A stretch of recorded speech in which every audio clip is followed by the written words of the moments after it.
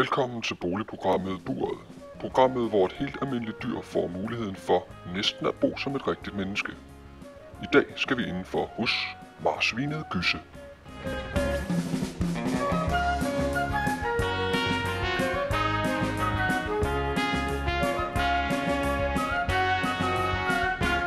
Ja, goddag, velkommen til. Kom indenfor. Mit navn det er Gysse. Jeg skal så lige vise jer lidt rundt, og så kan vi se, hvad der sker med de der indretningsarkitekter, som de har sendt. Jeg glæder mig meget til det. Ja, jeg kan jo starte med at fortælle lidt om trammerne, som holder mig inde, hvilket jeg er meget glad for jeg kan klare mig udenfor. De består hovedsageligt af noget metal og noget hvid spraymaling. Meget fint. Udover det så består bunden, som man kan vel kalde det en slags fundament. Det består af blå plastik. Meget godt, meget nemt at holde rent og så videre for mine ejer. Lige i bunden, der ligger der så et lag af først aviser. Det kan være alt lige fra uavisen til Berlingeren til de lidt mere kulørte blade. Udover det, så ligger der et lag af sovsmuld, som suger godt. Så ligger der et lunt lag hø, og ja, det er egentlig det består af. Ja, det her det er så mit, min køkkenzone.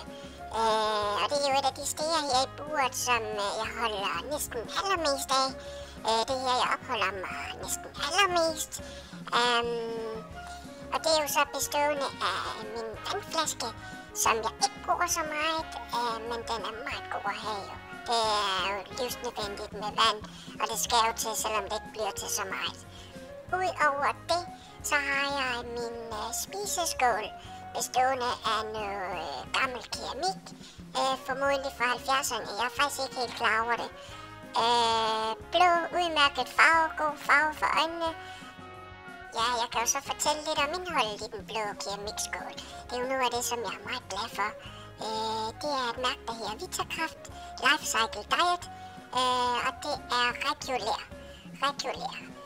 Jeg startede jo med de små kugler, men nu er jeg gået over til de store.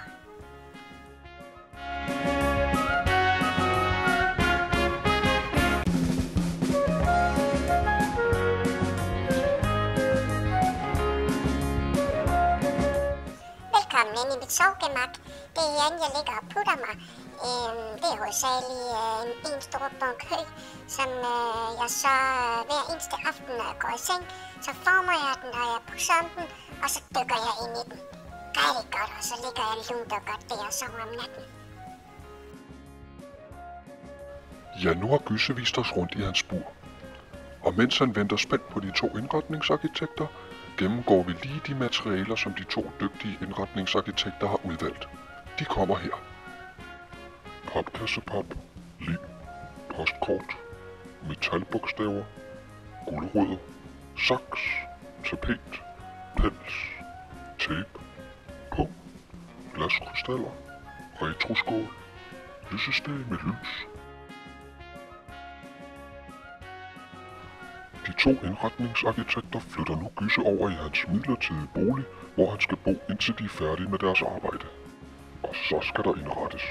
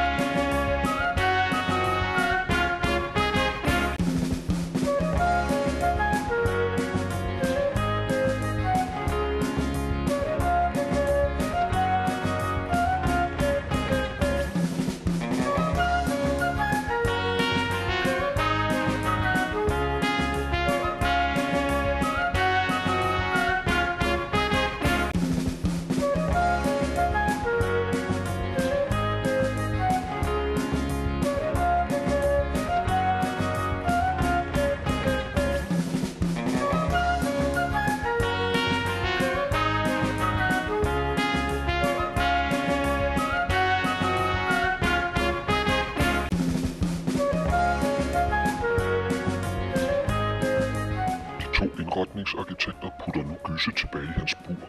Og nej, hvor bliver det spændende at se, hvad han siger til sin nye bolig. Nej, hvor er det flot. Nej,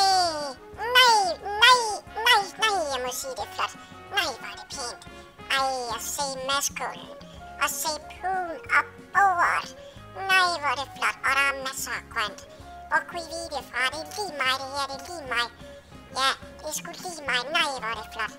Nej, hvor er det fint. Nej, hvor er det flot. Nej, hvor er det fint. Nej, hvor er det flot. Nej, hvor er det fint. Nej, hvor er det flot. Hvor er det flot, hvor er det fint, hvor er det flot. Hvor er det flot, det her. Det har I godt nok gjort godt. Og billederne på væggen, nej, hvor er de fine. Altså, hvordan har I gjort det med de der bogstaver? Nej, hvor er de flotte. Jeg kan næsten ikke forstå det, det er så trendy. Ej, hvor er det flot. Hvor er det op pelsen. Dejlig pels. Nu er den vel selvdød.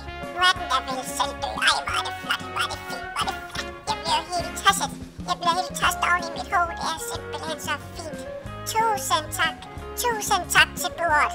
Tusind tak til Buret. Til boligprogrammet Buret. Tak.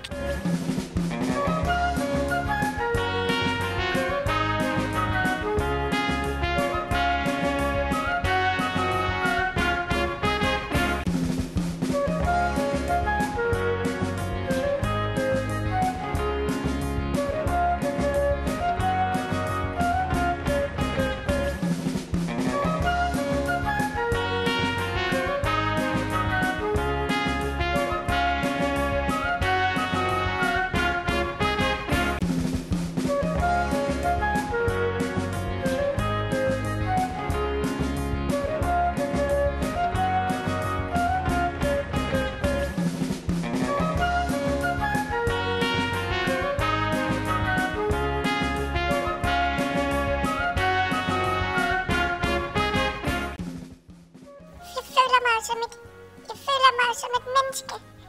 Jeg føler mig som et dyr, der er blevet et helt nyt menneske. Jeg tror, jeg må fælde en lille tår. Tak. Vi siger tak og lukker ned for buret. Tak for denne gang. Det var dejligt at se, at Gyse blev så glad for sin nye bolig. Næste uge besøger vi guldfisken Gobla på gensyn.